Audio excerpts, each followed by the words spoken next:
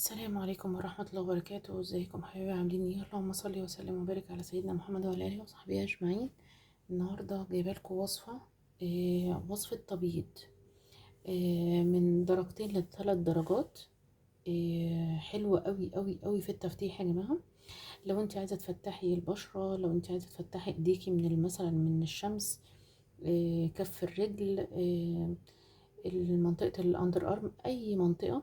دي حاجة طبيعية ما فيهاش اي حاجة مؤذية خالص، ويا ريت اللي يعملها يجربها الاول. فمثلا يعني جربوها مثلا اول يومين كده على كف الايد، علشان تعرفوا ان البشرة ما فيهاش اي حساسية من المكونات اللي احنا هنقولها، وكل المكونات طبيعية زي ما انتوا هتشوفوا. احنا معانا صابونة مبشورة، صابونة دوف مبشورة، انا بشرتها عشان بس الوقت الفيديو. خلاص، الصابونة اللي هي دوف، دوف دي اللي هي الروز، اللي هي للبشرة الحساسة، تمام، ب35 جنيه. خلاص، انا جبت واحدة وبشرتها. دي اول حاجة هنحطها بس ايه في حلة، علشان نحطها على النار ونحاول ان احنا ندوبها عشان ندوب معاها بقية المكونات. تمام، دي اول حاجة. خلاص، هنحط معاها ايه بقى دلوقتي؟ هنعرف بس ايه اول ما ندوبها مع النار. بصوا يا جماعة، الريحة بس كانت جامدة شوية، فعشان كده انا بكح يعني. بصوا بقى، احنا هنحط عليها ايه، هي مساحتش قوي، انا عايزاها بس كده علشان هقلبها كويس قوي في المكونات اللي جايه ويسيحوا مع بعض على النار. ايه بقى المكونات اللي جايه دي؟ معايا كوبايه، الكوبايه دي بصوا صغيره ازاي. فيها ايه؟ فيها معلقه عرق سوس، معلقه لبان دكر، معلقه بذر الكتان. التلاتة دول حطيتهم، معلقه كبيره من كل حاجه فيهم، حطيتهم هما التلاتة على النار. تمام، وابتديت ايه اني انا اغليهم شويه، 5 دقايق كده. اول ما كل حاجه تندمج مع بعضها وينزلوا كلهم العصاره بتاعتهم، بمسكهم اصفيهم كويس قوي. خلاص، ايه اللي هنحطهم بقى معاهم تاني؟ هنحط قرفه، بس بصوا القرفه هتبقى قد ايه. انا هقول لكم في اخر الفيديو كل حاجه فيهم عباره عن ايه فايدتها على البشره. دي تقريبا رشه كده بسيطه، زي مثلا نص معلقه صغيره. تمام، نص معلقه صغيره قرفه مطحونه. عندك عيدان حطيها مع الحاجات اللي انا قلت عليها، اللي هي البن الدكر وورق السوس وبذر ورق سوس والبذر الكتان، حطيهم معاهم عود قرفه، اغليهم معاهم في الاخر هتصفيه. ماشي، ده ايه بقى؟ ما تستغربوش، ده ورق لورا، ورق لوري اهو، نص معلقه كبيره. خلاص، الحاجات دي مفيده جدا جدا للبشره. معاهم نص برضو نص معلقه كبيره ورق سدر مطحون. خلاص، كل ده دلوقتي هناخده نحطه تاني على النار ونسيحه ونجيلكوا تاني. بصوا يا جماعة، انا كده عملتها خلاص، كله داب مع بعضه. وشفتوا اللون اتغير ازاي؟ طبعا عشان المكونات تقريبا كلها غامقة، فاللون اتغير، بس مش مشكلة خالص بالنسبة لنا اللون. ولو الريحة كمان مش عاجباكوا، عايزين تحطوا لها مية ورد، مفيش مشكلة، بس مش زيت ورد. خلي بالكوا، زيت الورد بيبقى حامي يعني شويتين 3 كده على البشرة. مش اي بشرة بتستحمل زيت الورد على الوش، ممكن اي جزء تاني في الجسم، لكن زيت الورد بيبقى حامي قوي على البشرة، وخصوصا لو هي البشرة حساسة. فانا دلوقتي كده ايه عملتها اهي بالمعلقة، في زي ما انتوا شايفين كده حتت اهي، بحاول انعمها. اللي مش عايزة الحتت اللي هي مش عايزة تنعم، مفيش مشكلة، يعني ما تهلكيش حالك، هي كده ولا كده. ممكن تبقى حتة فيها حتة ما فيهاش، بس انتي بترغي من الصابونة كلها.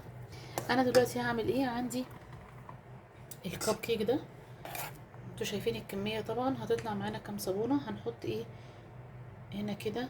حبة. خلاص، هنحط من صابونة واحدة زي ما انتوا شايفين، مش لازم تكبريها. خلاص، خليها عشان تبقى صغنونة كده في ايدك. ماشي اهي، مش لازم نملاها يعني. هنحط دلوقتي نملاهم كلهم، مش كلهم برضو يعني، انا لسه مش عارفه هو العدد قد ايه اللي هيطلع، بس هيكفيكي يعني ممكن تقولي شهرين. ماشي، هتغسلي بيها كل ما تخشي تغسلي وشك ممكن تستخدميها، لان انتوا شايفين كلها مكونات طبيعية. العرق سوس يا بنات دخل في 90% من المستحضرات التجميل، لان هو مضاد للاكسدة وفيه فوائد كتير جدا للبشرة. القرفة في منهم حاجة بتبقى مضادة للالتهابات، لو انت في اي حاجة في التهابات عندك منها من المكونات دي، فتقريبا القرفة هي اللي بتعمل بتبقى مضاد للالتهابات، اي حاجة التهابات بتهيج البشرة يعني، مش التهابات بتهيج البشرة، المنتجات اللي احنا حاطينها لو هي بتهيج البشرة القرفة بتهديها خالص. حاولي تسويها كده تمام. مش شرط تحطي زيت في الكب كيك، الكب كيك طالما سيليكون فهيطلع منه خالص بسهولة يعني. تمام، احنا اهو هننزل كل حاجة علشان المكونات دي محسوبة علينا يعني، احنا قايلين معلقة، فايه لازم الحاجات دي كلها تنزل، حتى اللي في الحلة انا هستعملهم يعني.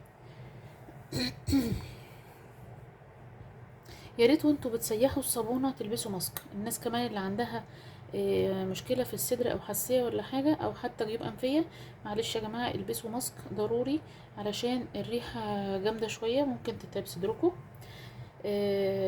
ولكن الوصفه يا جماعه والله هتدعولي عليها بجد، وصفه تحفه جدا وهتفتح معاكم، وممكن مثلا في خلال شهر هتفتح معاكم قوي. بالنسبه للعرايس كمان هتفتح معاهم درجه درجتين، فهتتبسطوا من النتيجه دي جدا.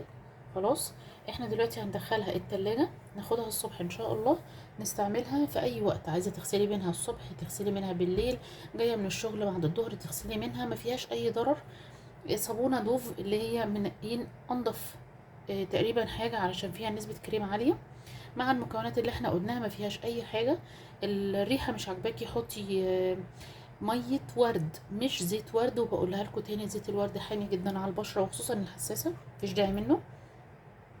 ولكن كل المكونات اللي احنا حاطينها التانية ما فيهاش اي ضرر خالص، واللي يجرب الوصفة يجربها على كف ايده اول يومين حتى، علشان نعرف اذا كان في حساسية ولا لا. ما فيش حساسية كملي في البشرة عادي زي ما انتوا عايزين. تمام، وان شاء الله اللي يجرب الوصفة يكتب لي في الكومنتات، ودعوة حلوة منكم وكومنت حلو ولايك حلو، ودمتم في حفظ الله، والسلام عليكم ورحمة الله وبركاته. بصوا بقى، دي نتيجة الصابون اللي احنا عملناه. تمام، احنا عملنا امبارح من صابونة واحدة دوف عملنا 4 صابونات. تمام، وده استنوا بس عشان ايه، انا بايد واحدة اهو، شايفين بتطلع من السيليكون بكل سهولة اهو. تمام، انا بس مش عايزة اطلعها عشان انا طلعت واحدة، هما كانوا 4، انا طلعت دي النهاردة واستعملتها. انا عايزه بس اللي يستعملها يستنى عليها عشان يشوف النتيجه الحلوه، اللي هو التفتيح اللي قلت لكم عليه، درجه أو من درجتين ل3 خلال اسبوع. تمام، وقلت لكم برضو لازم عشان تجربوا المكونات اللي فيها ممكن تعمل حساسيه لبشرتكم ولا لا، تجربوا على كف الايد علشان تبقوا يعني متاكدين ان هي مش هتعمل اي حاجه في الوش. خلاص، انا دلوقتي هنزل الفيديو علشان كلكم ان شاء الله باذن الله اللي يجربها يقول لي في التعليقات النتيجه بعد اسبوع ايه. خلاص، انا النهارده لما جربتهم كان ورق الصدر خشن شويه، وكان للمصلحه بصراحه، لان هو وانتي بتعملي بيها بيعمل صنفره يعني غير مقصوده. وانتي بتعملي كده وشك، بتغسلي وشك حاجه خشنه كده برضو بتعمل صنفره معاكي، اللي هو اسمه ايه، ورق الصدر. تمام، انا هنزل دلوقتي الفيديو، واتمنى ان انتوا كلكم تشوفوه ان شاء الله باذن الله على خير، واللي يجربها يكتب لي في التعليقات. ودمتم في حفظ الله، والسلام عليكم ورحمه الله وبركاته.